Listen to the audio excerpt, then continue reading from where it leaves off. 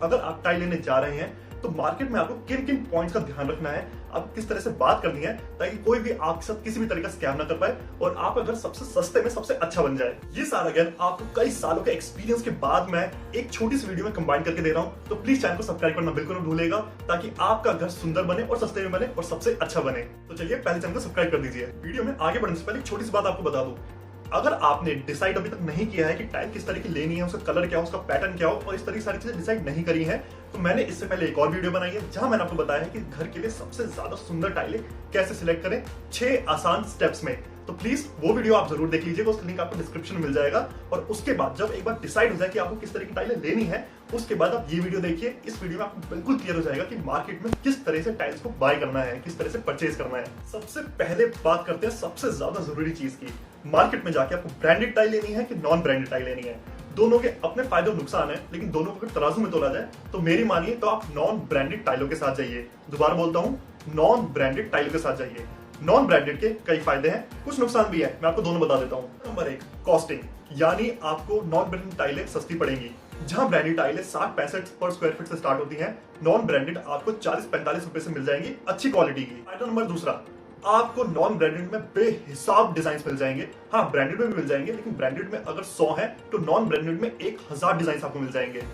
अब बात कर लेते हैं मजबूती की कि नॉन ब्रांडेड ब्रांडेड में मजबूत कौन से ज्यादा होती है। मजबूती में 19-20 का फर्क जरूर होता है। नॉन ब्रांडेड जहां आपकी 15 से 17 साल चल जाएंगी, वहीं ब्रांडेड आपके 20 साल तक चल सकती है। लेकिन ये डिफरेंस इतना कम है जिसको शायद इग्नोर किया जा सकता है मेरे हिसाब से।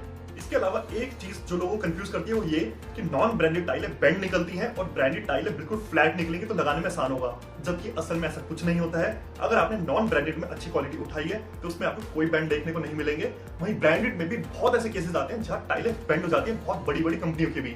ये तो मैंने गिनवा दिए फायदे, लेकिन अब नॉन ब्रांडेड के कुछ नुकसान भी हैं। वैसे नुकसान 2 ही हैं और दोनों मैं आपको बता देता हूँ। सबसे पहला नुकसान है सिमिलर डिजाइन का, यानी जैसे मैं अगर दिल्ली में बैठा हूं और कजारी की एक टाइल मुझे बहुत पसंद आती है, मैं उसका मॉडल नंबर नोट कर दूं और यहां से बैंगलोर चला जाऊं, वहां सेम मॉडल नंबर बता दूं तो बिल्कुल सेम टाइल मुझे निकाल कर दे देंगे। लेकिन नॉन ब्रांडेड में ऐसा नहीं हो सकता। नॉन ब्रांडेड में तो इस दुकान पर जो टाइल का डिजाइन मिल रहा है, हो सकता है अगली दुकान जो बिल्कुल पड़ोस में हो उस तक पे वो डिजाइन ना मिले। तो अगर आपका ऐसा काम है जो कई शहरों में चलता है और आपको टाइलें एक जैसी लगवानी अलग अलग शहरों में, तो शायद आपको ब्रांडेड के साथ जाना चाहिए ताकि आपको एक जैसी टाइलें हर शहर में मिल जाए। दूसरा नुकसान आता है स्टैंडर्डाइजेशन का, यानी बड़ी बड़ी जो कंपनीज है जैसे सोमानी हो गया, कजारिया हो गया, कश्मीर से लेकर कन्याकुमारी तक इनका जो स्टैंडर्ड है, इनकी जो क्वालिटी है वो बिल्कुल एक जैसी मिलेगी। लेकिन नॉन ब्रांडेड में ऐसा नहीं होता। नॉन ब्रांडेड में कई सारे स्टैंडर्ड्स आते हैं, तो आपको जज करना आना चाहिए कि कौन सा अच्छा है और कौन सा बुरा। और क्योंकि आप ये वीडियो देख रहे हैं तो आपको आ भी जाएगा, मैं आपको एक छोटी ट्रिक बता देता हूँ। तो आपको कुछ नहीं करना है, नॉन ब्रांडेड टाइल्स के सिर्फ पीछे से पलट कर देखना है और देखना है कि वो कितनी सफेद है और उसमें कितनी लाली है और कितना रेडिश टोन की तरफ जा रही है। जो टाइल पीछे से जितनी ज्यादा सफेद होगी वो उतनी ही अच्छी होगी, और जो टाइल पीछे से जितनी ज्यादा लाल या थोड़ा पीलापन उसमें होगा वो उतनी ज्यादा बेकार होगी। तो जब भी आप दुकान पर जाएं और नॉन ब्रांडेड ले रहे हैं तो इस चीज का ध्यान रखिए कि परख कर देखिए क्या वो रेडिश की तरफ है या वो व्हाइटिश की तरफ है।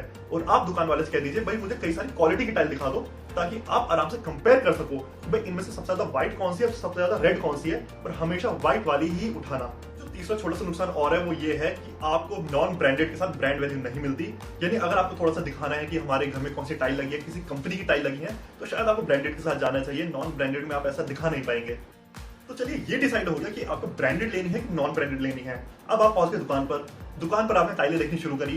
तो टाइलें देखते वक्त एक चीज का हमेशा ध्यान रखिए कि अगर आप फ्लोरिंग की टाइल या कहीं की भी टाइल देख रहे हैं तो कम से कम 3 या 4 टाइलें आपस में रखवा कर देखिए कि वो ज्वाइन करने के बाद कैसी लग रही हैं, उसके रेशे आपस में कैसे मिल रहे हैं और रेशे कैसे लग रहे हैं कई सारी टाइलों को आपस में रखने के बाद।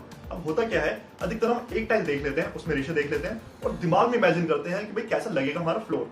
लेकिन कई बार ऐसा होता है कि कई सारी टाइलें जब आपस में जुड़ जाती हैं उसके रेशे इतने इधर उधर होते हैं कि फ्लोर देखने में बेकार लगने लगता है। अब इसका आइडिया तभी आएगा जब आप कई सारी टाइल्स को आपस में रखकर देखेंगे। और इसमें कोई शर्माने की बात नहीं है कि भाई दुकान वाला क्या सोचेगा, दुकान वालों को आदत होती है इस चीज की। तो आप उनसे साफ तौर पर कहिए कि भाई हमें 2 से 3 टाइलें तो कम से कम आपस में जोड़कर दिखाइए, हमें देखना है वो आपस में जोड़कर कैसी लगती हैं। तो चलिए अब आपने टाइलें साथ में जोड़कर भी देख ली। अब आपको दुकान वाले को बताना है कि आपको कितनी टाइलें चाहिए, यानी कितने स्क्वायर फीट में। अब घर से आप निकले हैं तो जाहिर सी बात है नाप के निकले होंगे भाई कितने स्क्वायर फीट टाइल चाहिए। चलिए मान के चलते हैं आपको 1000 स्क्वायर फीट टाइलें चाहिए, लेकिन दुकान पर जाकर आपको हमेशा 10% टाइलें एक्स्ट्रा लेनी है। 1000 स्क्वायर फीट की जगह आप 1100 स्क्वायर फीट लेंगे। मैं ऐसा क्यों कह रहा हूँ? वो इसलिए क्योंकि काम करते वक्त लगभग 10% टाइलें मान के चलते हैं कि वेस्ट होंगी। ऐसा क्यों? कई बार दुकान से आते हुए कुछ टाइलें टूट जाती हैं, कई बार काम करते हुए कुछ टाइलें टूट जाती हैं, कई बार जब एज की तरफ चलते हैं तो हमें कई टाइलें काटनी पड़ती हैं, इधर उधर करनी पड़ती हैं, तो हमारा 10% के आसपास वेस्टेज निकलता ही निकलता है। तो आपको टाइल हमेशा 10% ज्यादा लेनी है। और इसका एक और बहुत बड़ा रीजन ये भी है कि अगर आप सोच के चल रहे हैं चलो भाई कम पड़ गई तो दोबारा ले लेंगे, ऐसा नहीं होता। टाइलें कपड़ों की तरह होती हैं, एक डिजाइन आया, कोई गारंटी नहीं है कि एक हफ्ते बाद आपको सेम डिजाइन मिल जाएगा। तो आप जब भी जा रहे हैं दुकान पर, मानकर चलिए कि आप एक ही बार टाइल लेने जाएंगे तो आपको सारी टाइलें एक साथ लेकर आनी है। दोबारा से वो टाइल मिल गई तो आपकी किस्मत, नहीं मिली तो भी आपकी किस्मत। तो ऐसा रिस्क मत लीजिए। चलिए, अब आपने दुकान वाले को ये भी बता दिया कि आपको कितनी टाइलें चाहिए। इसके बाद आपको दुकान वाले को ये बोलना बिल्कुल जरूरी है कि सिर्फ वही टाइलें दिखाना जो इतनी पड़ी हो आपके पास स्टॉक में। इसका मतलब ये है कि अगर मुझे 1100 स्क्वायर फीट टाइल चाहिए तो मैं दुकान वाले को बोलूंगा भैया मेरे सामने से वो टाइल रखो जो 1100 स्क्वायर फीट आपके गोडाउन में अभी अवेलेबल हो। पर मैं ऐसा क्यों कह रहा हूं, उसका लॉजिक सुनिए। उसका लॉजिक ये है कि कंपनी जब भी इन टाइलों को प्रिंट करती है तो वो लॉट में प्रिंट करती है। इसका मतलब लेट्स से आज उन्होंने 500 स्क्वायर फीट प्रिंट कर दी, कल उन्होंने दोबारा 500 स्क्वायर फीट प्रिंट करी, परसों दोबारा करी, तरसों दोबारा करी। लेकिन जब भी वो प्रिंट करते हैं एक साथ तो उसके जो पहले वाला लॉट है यानी आज और कल में बहुत हल्का सा प्रिंटिंग में डिफरेंस आ जाता है। हो सकता है दूर से ना दिखे लेकिन वो डिफरेंस आता जरूर है। अब अगर आप टाइल वाले को ये नहीं बोलते तो वो क्या करेगा? आपको 1100 चाहिए, उसके बाद लेट्स से 700-800 स्क्वायर फीट पड़ी है तो वो आपको पहले वो भिजवा देगा। बाकी का जो है वो या तो दुकानों से अरेंज करेगा अलग अलग जाकर, या फिर कंपनी वाले कॉल करेगा भाई मुझे ये वाली टाइल दोबारा चाहिए, और कंपनी वाले भिजवा भी देंगे। लेकिन उसके पास कोई गारंटी नहीं है कि सेम लॉट का माल आएगा। तो यानी आपके पहले जो 700-800 स्क्वायर फीट टाइलें आई, उसके बाद जो टाइलें आई वो अलग अलग लॉट की हो सकती हैं। इस वजह से उनमें डिजाइन का बहुत माइनर सा अंतर हो सकता है। अब ये बात है कि ये अंतर हो भी सकता है, ये भी हो सकता है ना हो सकता है सेम लॉट की मिल जाए, आपकी किस्मत अच्छी हो, लेकिन ऐसा रिस्क लेना ही क्यों है? इसलिए दुकान पर जाते ही बोल दीजिए भाई इतने स्क्वायर फीट टाइल मुझे चाहिए, जो आपके पास पड़ी हो वो ही दिखाना, जो आधी अधूरी हो वो मत दिखाना। ये भी चलो हो गया। अब पांचवी चीज जो आपको ध्यान रखनी है वो इस बात का ध्यान रखना है कि जब भी आप दुकान में टाइलें देखते हैं तो याद रखिए ग्लॉसी विट्रीफाइड टाइल्स खासकर अपना रंग बदलती है लाइट के अनुसार। तो आपको हमेशा उनके डिस्प्ले यूनिट पर टाइलें रखनी है। ऊपर अगर लाइट नहीं जली हुई तो लाइट जलानी है, और लाइट के अंदर देखना है कि वो टाइलें किस रंग की होती हैं। अब कई बार होता है कि उनकी टाइलें स्टैक में रखी होती है एक के पीछे और आप वहीं पर देखते चले जाते हैं। ऐसी गलती कभी मत करिएगा। हमेशा टाइलों को लाइट में देखिए, क्योंकि आपकी कमरे में लाइट तो होंगी, जब उसमें लाइट पड़ेगी तो उनका कलर चेंज होगा। दुकान पर जरूरी है कि आपके पहले से देख ले कि लाइट करने के बाद वो किस कलर की हो जाती है। इसके लिए जरूरी है कि लाइट में रख के ही आप टाइलें देखें। इसके बाद जो चीज आपको देखनी है वो ये कि जो भी टाइल आप फाइनल करके आ रहे हैं उसे कोने में हल्के साइन कर दीजिए परमानेंट मार्कर से, और आप दुकान वाले से कहिए कि जब भी आप टाइल डिलीवर करें तो प्लीज ये वाली टाइल उसके साथ भेजिएगा ताकि मैं डिजाइन को मैच कर सकूं। अब आप सोचेंगे भाई डिजाइन अगर फाइनल कर दिया तो वही तो दुकान वाला भेजेगा, लेकिन ऐसा होता नहीं है। कई बार क्या होता है कि अगर उनके पास वो माल कम है तो उसे मिलता जुलता जो ज्यादा फर्क ना हो जिसमें वो माल आपके पास भेज देते हैं। अब आपने दुकान पर कुछ देखा था वो कितना याद रहेगा कोई गारंटी नहीं है, तो आप डिजाइन को कितना मिला पाएंगे अपने दिमाग में और सामने जो टाइल रखी है उसमें, इसकी कोई गारंटी नहीं है। इसलिए जरूरी है कि जो टाइल आपने फाइनल करी है उस पर साइन मार दीजिए, उनसे कहिए ये आप भेज दीजिएगा, और बिल्कुल उसके साथ ही बाकी टाइलों को रख कर देखिए और देखिए कि क्या डिजाइन सेम आया है। अब इसमें कुछ अजीब फील करने की बात नहीं है, ये चीज दुकानों पर चलती है, तो आप कहेंगे तो मना नहीं करेंगे, उनको आदत होती है इस चीजों की। इसके अलावा आपको एक और चीज का ध्यान ये रखना है कि जब भी नए लोग टाइल लेने जाते हैं तो उनको ऐसा लगता है कि शायद टाइलों में बार्गेन नहीं होती, लेकिन ऐसा नहीं है। टाइलों पर मार्जिन काफी होते हैं तो बार्गेन का स्कोप दुकान पर हमेशा बना रहता है। हमने खुद ऐसा देखा है क्योंकि हम तो इस काम में हैं कि जो चीज दूसरों को 55-60 रुपए की मिलती है वो हमें 45 रुपए की मिल जाती है, क्योंकि हमें बार्गेन करना आता है।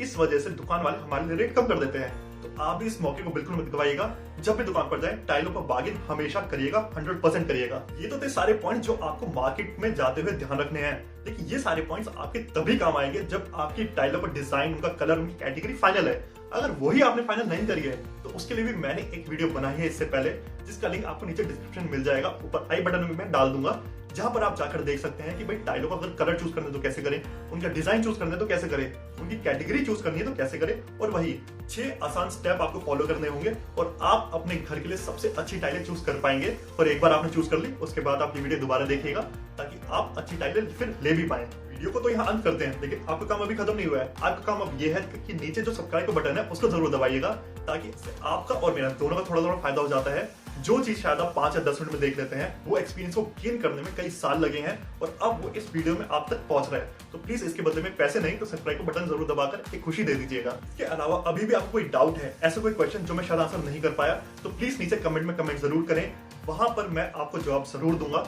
इसके अलावा आपके लिए एक और सरप्राइज है, वो ये कि अगर आप अपना इंटीरियर या कंस्ट्रक्शन प्लान कर रहे हैं, आपको किसी भी तरह का कोई भी डाउट है, आपको कोई डाउट का आंसर चाहिए, तो मैं अपना व्हाट्सएप नंबर नीचे डिस्क्रिप्शन में छोड़े जा रहा हूं।